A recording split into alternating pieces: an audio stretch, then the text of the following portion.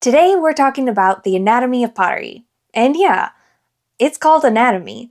A lot of parts of pots are named after parts of a person. I'm going to try and give you a little bit more insight into each part as we talk about it. Let's start with something that every pot has, a foot.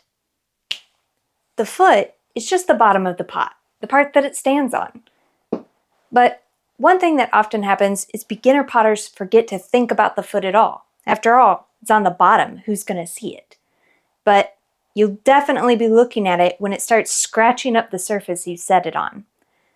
Trust me, my dining room table knows. One thing I wish I'd learned a lot earlier was to sand the foot of every pot, because even though you can smooth it perfectly while it's in greenware, sometimes the firing process will bring a rough texture back out of the clay. And so the bottom of your pot ends up feeling like sandpaper again. Sanding the bottom of your pot after it's glazeware is a great way to fix that problem. Now, if you're hand building, the bottom of your pot is probably just a flat, smooth plane. But if you're throwing on the wheel, you're probably going to trim a foot, which can also be called a foot ring. But you can also hand build a foot ring, like on this pot, or trim a foot to be flat, like this one. But the foot ring has a secret power. You see, large flat surfaces have a tendency to warp or bubble during firing, but a well-placed foot ring can prevent that.